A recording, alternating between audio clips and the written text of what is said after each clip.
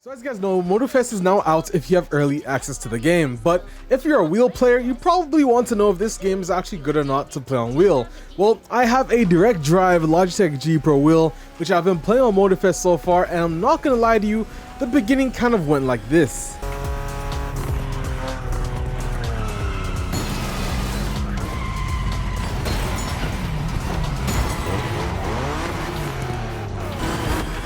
Your BMW is too dull, and you're in the Liberty Walk playlist, so...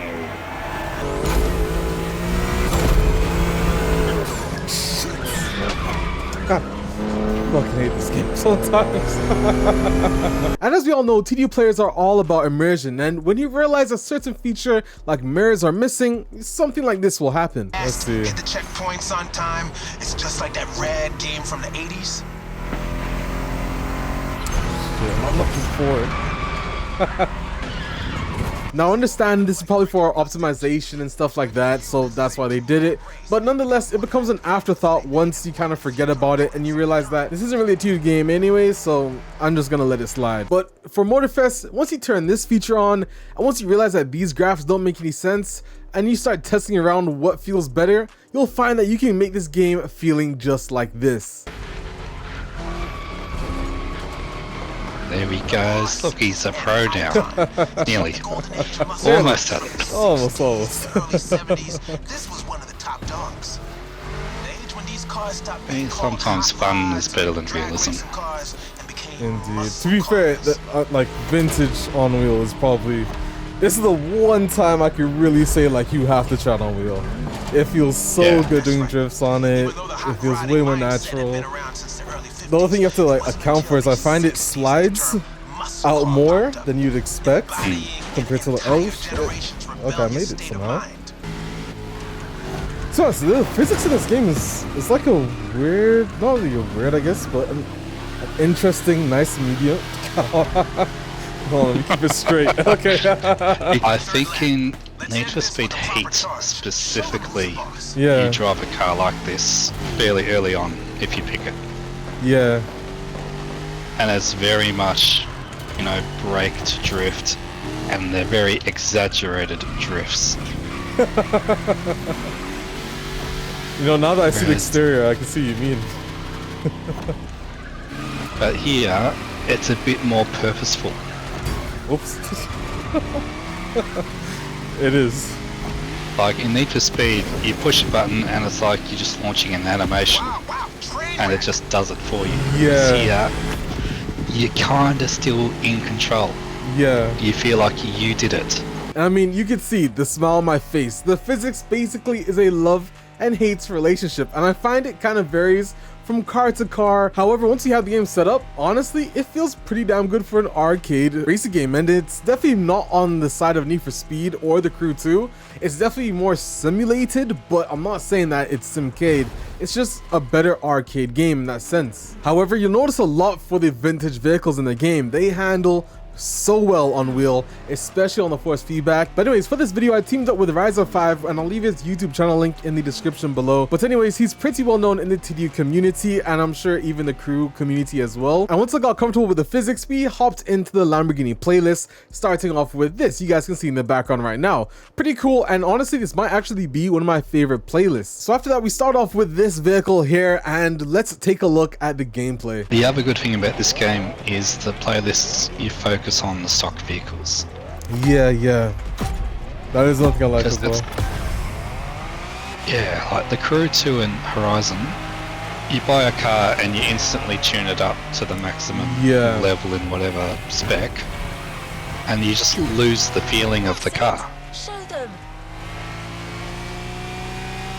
Whereas this feels like I'm driving, you know, it's arcade, but it feels like I'm driving an old supercar, at least until you hit the nice spot.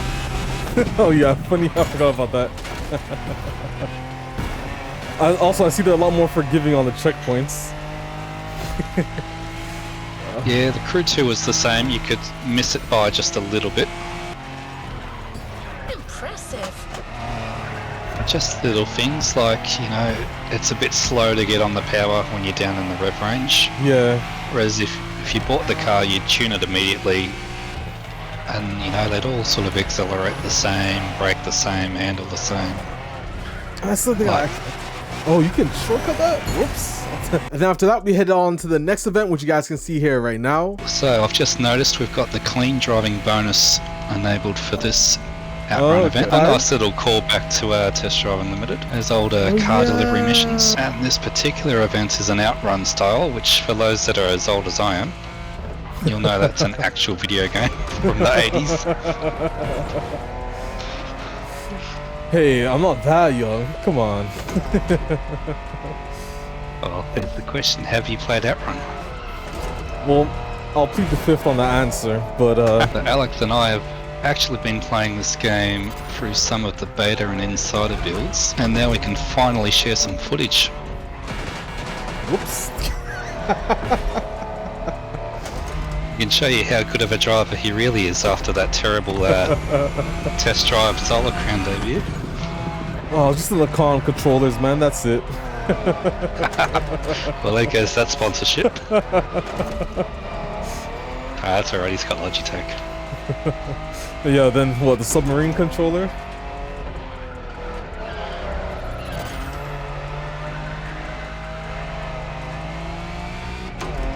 It's taken Alex a good few attempts in the options menu to try and get that wheel dialed in. What have you settled on? So I'm running 720 degrees. I kind of have a sweet spot love for a 720 now, but I adjust it so the initial turn in, like kind of like real life. So right when your hands cross over, you should be able to do nearly every turn. And then beyond that is for drifting and like actual really hard turns, like U-turns, I guess. I didn't change the wheel settings at all. I think I turned left dynamic on, or I don't remember that part, to be honest. I'll just send you a screenshot. Oh, connectivity issue? You still there? Yeah, you disappeared for a second. Okay, now we're back in this. Alright, oops, I wasn't even geared. Okay, there we go. Linear. See, I left it default. Any other way? Wild, precise, custom. I couldn't get wheel to feel nice, so I just left it at linear. And I turned down force feedback and the one underneath force feedback to 90, then the one underneath that to 100. And it feels good now. I still think classic cars feel incredibly well on the wheel, and everything else is kind of like love or hate. And then Rise of Fox suggested I try out the 458 drift car in the Crew Motorfest just to see if the physics were pretty well for drifting as well. And honestly, let's take a look. Very much so. Yeah, there's a great feeling to those older vintage cars that have just a bit too much power and not enough suspension to deal with them. Yep. Now this should be nice. You're in the drift Ferrari on a mountain road. Not bad. Okay. He's coming around to it. For a while there, I thought you were going to give up on this game. I mean, half grass, but it's okay, right? Oh, look. When you can do this on a tropical paradise, it's not all bad. It's... whoops. See you later. Right over here, buddy. Turn left to turn right, or something like that. Boy, that's the Cars Pixar line, isn't it? Yeah. Yeah, not bad at all, man. I can't even lie. Now, once you're done that, you end off with this beautiful green Lamborghini, and let's take a look at the gameplay for this one. I was going to say this car's not the best to drive, but I know that's true in real life as well, so I'll give it a pass. It's because it's like the rear wheels are wider than the front or something. It's hard to get the back out, so you sort of understeer and then you oversteer. We might not win this. Oh yeah, we might not win this one. We're talking too much. I don't know where the finish line is. I'm with you, driver. You can beat them all. Yeah, they need. Well, it would be nice to know more likely. I'm just gonna go through all the things there. This is yours to win. I have faith in you. And then, of course, they send you off in the Lamborghini Huracan, which you guys can see again with, honestly, this race was pretty fun, solely because of the beautiful sunset that they've gotten there. You can, not gonna lie to you, there are some TD vibes on this coastal highway driving. Take a look. It's weird. I feel like the first, okay, so dynamic camera. Oh, so they have dynamic, they have static. Can you adjust the cameras in the settings menu? Have you checked? Keep at it. I haven't checked or tried. I know there's one that I prefer to the other. Okay. Let's see if I can do a nice little drift here.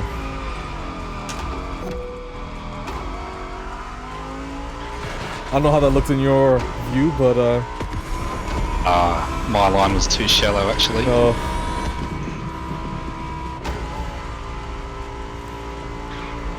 So even in this car, I'm loving the cockpit view minus the blurred out mirrors. As in other games, even in TDU1, I might think twice about using the cockpit view just because it's so claustrophobic. Yeah. It's a very narrow slitted windscreen. Yeah. But here, no problem. Maybe the ultra-wide monitor helps. So how much, on your ultra-wide, how much, do you see the whole left mirror right now? The ultra-wide, maybe not so much in an arcade game like this, but in your Forza Horizon, which is slightly more of a less action driving style, I guess you'd say, is you get to see further around the corner.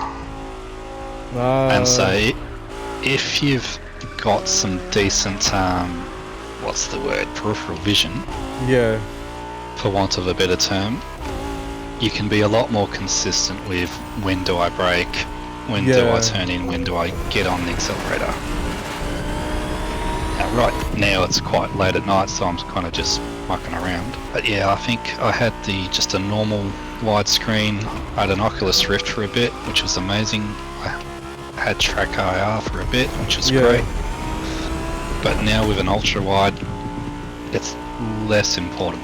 And honestly, the game doesn't look bad at all, guys. Take a look here where you can see the sun rising. I would like to assume that's rising, and it looks pretty damn good. There are some TD vibes on some of these destinations. Don't get me wrong, the map in general I don't really think is nostalgic to TDU, but it's a really good reinvention of Wahoo in my opinion. However, I do think they could have gone bigger on the map, and I would have loved to see them at least, you know, increase the size a bit, probably add a lot more of the highway system within Oahu. But nonetheless, I can say the map is better than Forza Horizon because you still can drive across the map in whatever vehicle you choose to. So you end up driving on a lot of the roads, and that in itself is already a plus sign. But anyways, we head on to Lamborghini Urus, which you guys can see in the background right now. Let's take a look at this gameplay. Bonus, yeah, thanks Car for telling me after the fact. I completely forgot about that. I only noticed it when they have those little slalom gates on the track. Did I push you into that? That's it. I didn't feel it, to be honest. I was already a bit out of control. That heavy of a car. I keep forgetting what I'm driving. Oh, didn't see that. Oh my god, what was that, tied? Probably the closest one yet, and I didn't even know that was it. Neither did I, to be honest. You find kind of late when the final checkpoint, like where it is. Yeah, 0.032 off. That was pretty close. And then you get into Lamborghini Countach, the new one. Oh, that was a quick race. I don't always notice, yeah. Okay, that was pretty quick. Yeah, the blurred mirror is the only thing that I can't really attest to, but I understand why they did it. Probably because, you know, optimization and trying to keep this at 60. It annoys me though that they don't put it in as an option. Like, yeah, exactly. Even if you can't run it today on a 4090, that doesn't mean that one day we're going to have a 5090 or a 6090 from Nvidia. And then we had this gameplay right here, which you guys can see was probably one of my favorite races in the game. See, the thing that worries me though is, will I still have fun by myself playing this game? That's my real question. Because other than, if you've got a goal, hey, I want to do this, maybe. I haven't hit the guardrails yet, and I don't want to because I don't want to find out that they're breakable. They're not breakable. I just tested for you. Okay. Thank you. I did that for science.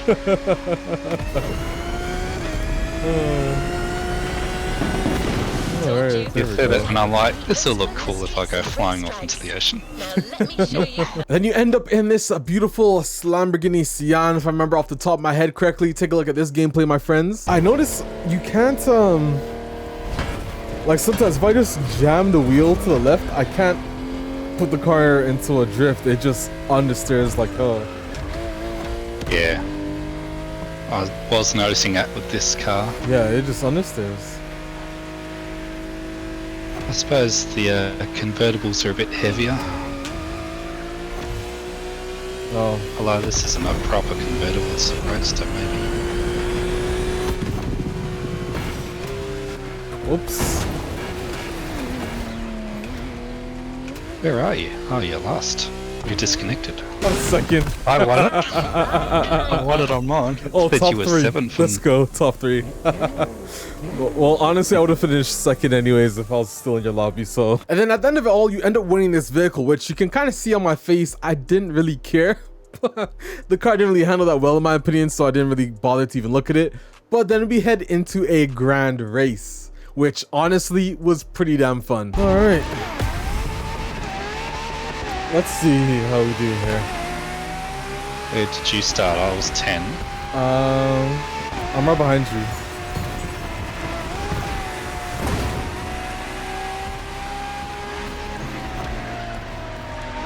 Everyone's gone off the track, so it's just Yes. us two in the lead. I'm in the lead. Let's just switch back to cockpit cam. Yeah, now that I'm ahead of the pack, I want to go cockpit. When they're all right behind me, I want to Right. see them catching up. If only we had mirrors. Yeah, right. I'm using nitro on your right. Oops. Sorry, I had the same idea. It's just me and you now. Okay, perfect. Look at that. Turbo Duck and basically Team Turbo Duck together. That's the way. I haven't noticed it, but I think they fixed the force feedback collisions. So there's that. Here's where it could all go wrong for me, because I'm in a Veyron. And we're in the I'm in mountain P1 roads. now.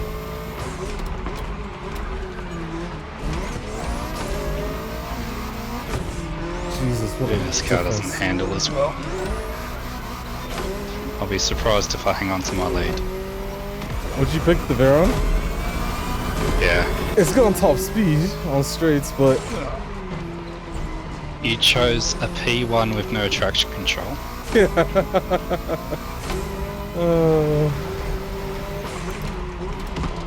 Oh my god, This car what doesn't- Bugatti is that? Super Sport. Ah. Yeah, it doesn't look like it's handling well at all, man. Damn. Nope. It's just a brick. The 918 Spider, I think, might be the best all around. Whoops, I'm so sorry. There you go.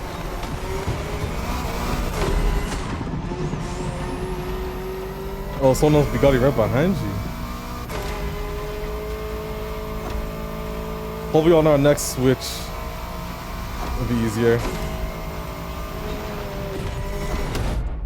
Can't see a thing. Oh no, I've thrown that away. Oh, and I can't restart. Cockpit view, I couldn't see what I was aiming for. I went straight into the river. The last car switch is just there. I think the R34 is right behind me, actually. Jesus, what a difference. Everyone's right behind you, and then it's me a little bit further back. Yes, Lar McLaren. You failed me. You failed me way too hard, man. And freeze frame for a second. Don't know why the hell I turned left for no reason. This was my race to win, or at least come second, and I honestly, it was stupid of me. But I made a tweet about this. I kind of feel like right now that it's a bit too meta. You can kind of see what vehicles are pretty much going to predominantly win the series. That being the 2 vehicles I've chosen, and either that or the 918 Spider. And in the end, I probably might have to just buy the GTR to end up winning that, because the SLR McLaren honestly trashed my lead. So it is what it is. But let's continue on the rest of this race. Oh shit. And yeah, that's pretty much it, guys. So honestly, at the end of the day, would I recommend you guys to buy Motorfest to play on wheel? Listen, honestly, I can't say it with 100% certainty, but the game is so fun on wheel. I think it's gonna come down ultimately player to player. It's not something that I can say, like, for example, you know, you're playing a sort of course, so you're expecting something, you're gonna get something in terms of a wheel experience. But for this game, because it's not only arcade, but depending on what angle you play on, depending on the sensitivity, you have to set it all up. I can kind of understand why some people will just say, no, forget about it, I'm not even gonna bother playing this game on wheel. But at the end of the day, on controller, the physics do feel pretty good. But for wheel experience, once you get it set up and once you get used to how the physics work, it's kind of nice to play. I'm not gonna lie to you, it is a fun physics base, and someone actually mentioned it kind of feels like a Dirt 5 or Grid Legends hybrid, which honestly I did quite like those physics system in those games. So if you're expecting something like that on wheel and you get it set up right, then honestly I would say it is a great game on wheel. However, it's not going to be the best game on wheel. I can't love it, but I like it. So that's just my opinion, guys. And at the end of the day, it's gonna end up to you on whether or not you play this game on wheel. And I also want to point out, shout out to Ubisoft for providing me a code for Motorfest. But if you think you can set it up, by all means, I would recommend it. That's all I have to say in this video, guys. If you did enjoy, leave a like and subscribe for more content. You already know what it is. I'm Alex7, and I'll see you guys in another video. I'm out, guys. Peace.